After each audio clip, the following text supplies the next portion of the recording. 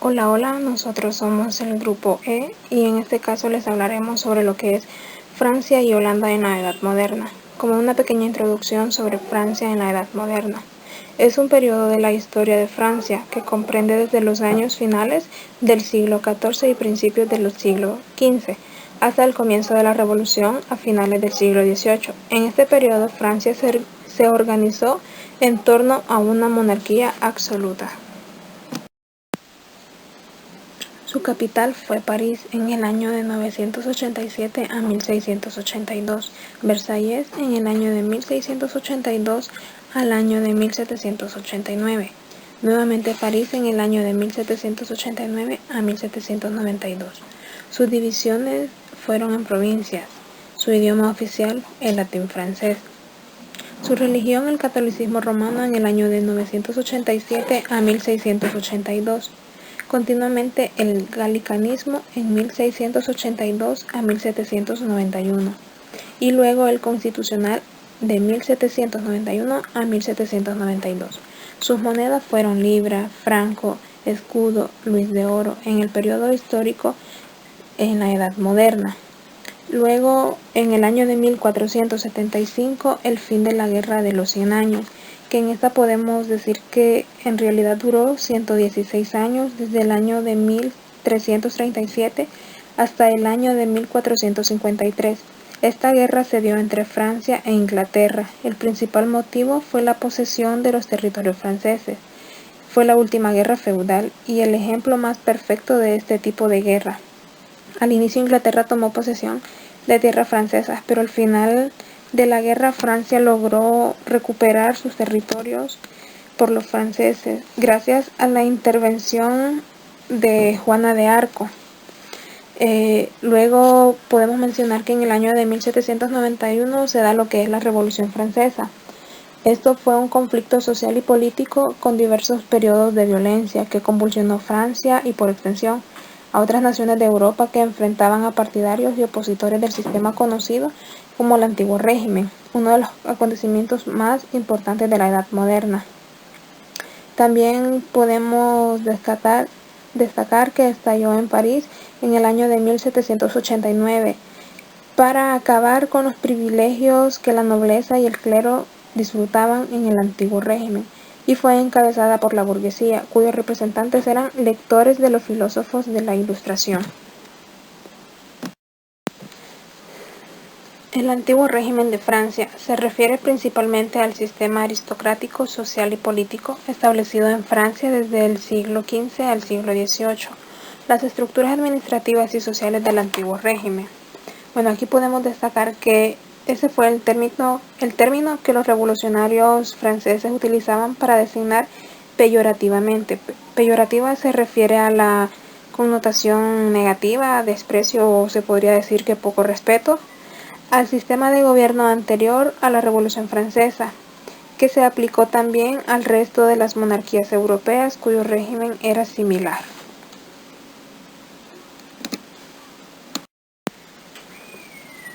De su demografía podemos decir que la peste negra provocó la muerte de alrededor de un tercio de la población de Francia desde su aparición en 1348, y dado que Francia estaba inmersa en la Guerra de los 100 años, no fue hasta comienzos del siglo XVI cuando el nivel poblacional alcanzó los niveles de a mediados del siglo XIV, con una población estimada de 11 millones de personas en 1400, 20 millones de personas en el siglo XVII y 28 millones en 1789. Francia fue hasta 1795 el país más poblado de Europa, incluso por delante de Rusia. También podemos destacar que también fue el tercer país más poblado del mundo, solo por detrás de China e India, aunque la ventaja demográfica francesa se fue desvaneciendo poco a poco después de 1700, ya que otros países crecieron más rápido. Estos cambios demográficos también dieron un lugar a un aumento masivo de la población urbana, aunque en conjunto Francia seguía siendo un país profundamente rural. Historia política de Francia. Tras la muerte de Carlos VII en 1461, su hijo Luis XI prosiguió la política de su padre, de limitar el poder de nobleza. Por ello se inició una revuelta feudal contra la autoridad real, la Liga del Bien Público, en 1465. A pesar de no obtener un triunfo sobre los rebeldes, emprendió acciones para recuperar su poder, lo que vino a chocar con las ambiciones expansionistas del duque de Borgoña, Carlos el Temerario. A la muerte de este último en la batalla de Nancy de 1477, Luis se apropió de gran parte de los territorios. En el siglo XVII, durante el reinado de Enrique IV, se llevó a cabo una política de reconstrucción del reino tras las guerras de religión y de reforzamiento de la autoridad regia. Fue apuñalado por un fanático católico en 1610. Le sucedió a su hijo Luis XII en 1617. El rey asumió el poder y entre 1620 a 1629 procedió contra los hugonotes, liderados por el duque Enrique de Roja. El siglo XVIII, Luis XIV falleció en 1715 y le sucedió su bisnieto Luis XV. En los inicios de su reinado hubo un retorno a la paz y prosperidad bajo la regencia del duque Felipe II de Orleans y el gobierno del cardenal Fleury. La popularidad del rey se empezó a resentirse a partir de la guerra de sucesión austriaca, la cual fue de 1740 a 1748, ya que Luis XV renunció a aprovecharse de sus victorias sobre Austria. La economía en Francia. Es la quinta economía más grande del mundo, la economía francesa cada vez más abierta, representando un lugar importante en el comercio internacional. Desde la antigüedad, las rutas comerciales siguieron perfectamente los ejes y las vías marítimas. La mayor parte del comercio floreciente a la larga distancia está animado particularmente por los mercados griegos. La revolución comercial y financiera del siglo XIII. Fue en el periodo de Europa de una exposición económica que duró aproximadamente desde el siglo XIII hasta los principios del siglo XVIII por la Revolución Industrial. Desde el siglo X, la nobleza debía ser muestra de una generosidad ostentosa para justificar el estatus.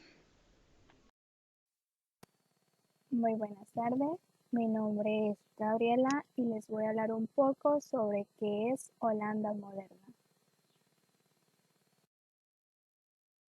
La época moderna de Holanda se inicia en Europa con la Revolución Francesa y la aparición de Napoleón, el cual influyera también en los Países Bajos. El reinado de Napoleón fue beneficio para los Países Bajos gracias a un gobierno centralizado, al Código Civil francés, al desarrollo de infraestructuras, a la creación del Museo Nacional. Tras la invasión de Zelanda por Inglaterra, abdicó en favor de su hijo, quien se convertiría en el emperador Napoleón III de Francia. Desde 1840 al 1914, los Países Bajos se convertirían en una industria. Con las nuevas formas de producción, industrialización y mecanización, aparecieron las protestas contra las condiciones del trabajo en las fábricas. En el año 1872 se creó la Unión General de Trabajadores y los protestantes y católicos fundaron también sus sindicatos. También a finales del siglo se formaron diferentes partidos políticos. En la vida cultural durante la segunda mitad del siglo XIX se volvió un cierto renacimiento para Holanda, que se encuentra situada en el centro de Europa, poseedora del extenso litoral en el Mar Norte, bañada por caudalosos ríos y cruzada por profundos canales. Se encontró Holanda en condiciones inmejorables para sostener un vasto comercio marítimo. de carácter intermedio entre los pueblos del este y del oeste. Factores del dominio comercial holandés. 1. Mejoran los instrumentos de navegación. A lo largo de la Edad Moderna irán apareciendo una serie de adelantos técnicos que harán que se pierda gran parte del medio que los navegantes medievales habían tenido al mar abierto. Sin embargo, los avances en cartografía, astronomía, instrumentos de navegación, brújulas, astrolabios, cuadrantes, balancines, ballestillas, entre otros, fueron tan importantes que a finales del siglo se contaba ya con mapas bastante perfectos y con métodos para fijar la latitud, pues la longitud no se pudo calcular de forma satisfactoria hasta el siglo XVIII. Los holandeses fueron de los primeros navegantes en utilizar estos avances. Durante décadas fueron los mejores cartógrafos de la época, pues con sus viajes los comerciantes holandeses contribuyeron a enriquecer el conocimiento geográfico, puesto que solía obligarse a marinos y mercaderes. 2. Supremacía en el transporte marítimo. La supremacía naval de los holandeses era evidente ya antes de la guerra con España, que les serviría para impulsar su desarrollo, situarse en cantidad y calidad por encima. España y Francia compitieron por un rango de igualdad con la inglesa. No obstante, con la navegación en flotilla tenía como inconveniente la lentitud, pues la duración de los viajes era mayor que los barcos rápidos. Debían acomodar sus pasos a los más lentos y prolongaban las cargas y descargas, lo que favorecía el fraude. Inventaron también otros tipos de embarcaciones especializadas, los balleneres para la pesca en Groenlandia, los ómnibus para las pescas del arranque en el Mar del Norte, el mercante madero, entre otros. Punto número 3. Primacía financiera de Ámsterdam. Nadie pone en duda que la actuación de los mercaderes holandeses se vio favorecida por sus extraordinarias infraestructuras financieras, de las que hemos hablado anteriormente, durante gran parte del siglo XVII. Ámsterdam sería el centro financiero de Europa. Contaba con un banco de cambio que permitiría que los comerciantes saldaran sus deudas mediante simples transferencias, ofreciendo grandes facilidades para negociar las letras de cambio. 4. Desarrolla los intercambios multilaterales. Para resolver el equilibrio de la balanza comercial con Asia, puesto que importaban más que exportaban, utilizaron un peculiar sistema que ya había usado el comercio del Báltico. Los holandeses transportaban mercancías tanto en viajes de ida como de vuelta, utilizando la misma técnica que los mercaderes venecianos. Pagaban no solo con metales preciosos, sino con otras mercancías propias o bien adquiridas en regiones próximas. Compraban algodón en la India, elefantes en Ceilán y cobre en Japón, y los intercambiaban en moluscas. Para ello se vieron obligados a organizar un circuito comercial interasiático. 5. Las compañías comerciales. Su aparición fue una de las invasiones económicas más importantes del siglo, ya que hasta entonces había predominado las empresas familiares. En el caso poco corriente de asociación entre comerciantes, estas asociadas eran temporales. Introdujeron numerosas innovaciones en los sistemas de financiación comercial y en la gestación de los negocios. En una actividad como era la mercantil, como un componente de riesgo muy alto, Las nuevas compañías eran empresas como personalidad jurídica propia y con numerosos recursos, ya que consiguieron captar grandes capitales, puestos que solían conseguir el privilegio de comerciar en exclusiva en determinadas regiones o con determinados productos, y con ello se garantizaba a los inversores la obtención de buenos beneficios. Actividad comercial.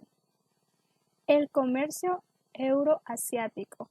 Conocimiento exhaustivo que tenía el mercado asiático. Su objetivo sería el control comercial de las Indias Orientales.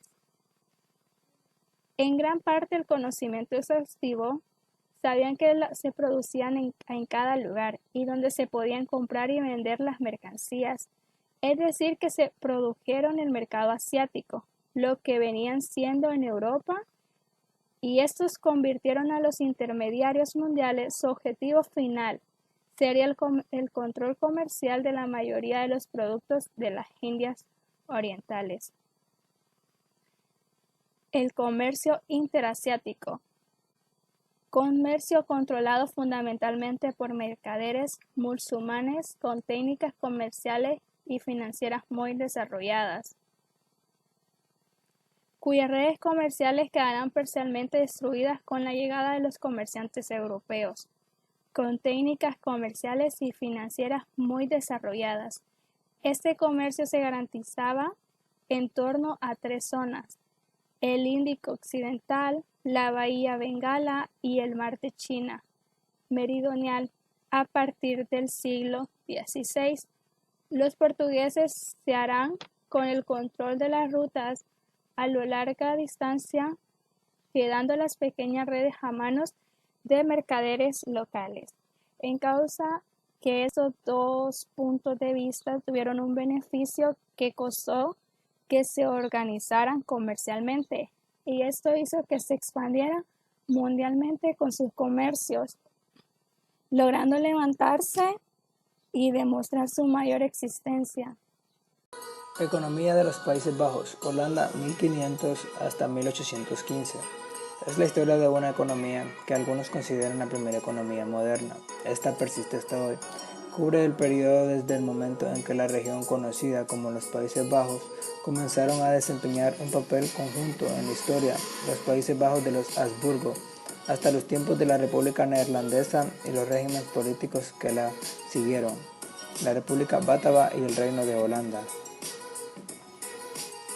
Primer economía moderna. Mientras las provincias interiores mantuvieron su carácter premoderno durante mucho tiempo, la República Holandesa hacia 1600 tenían provincias marítimas como Holanda, Zelanda, Frisia, Groninga y parte de Utrecht, que tenían un mercado libre y abierto para mercancías, una productividad agrícola, una estructura política que garantiza el derecho a la propiedad y un desarrollo tecnológico y un nivel de organización que hacían posible el progreso económico.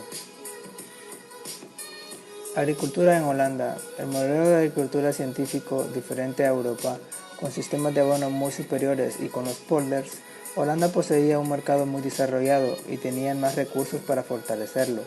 Como son mayor abundancia de agua y estiércol, dedican su producción a la exportación previa distribución interior y obtenían grandes beneficios. Florín neerlandés. El florín neerlandés, conocido erróneamente como florín holandés, fue la moneda que cursó legal en los Países Bajos desde el siglo XVII hasta el año 2002, cuando fue sustituida por el euro. Gracias.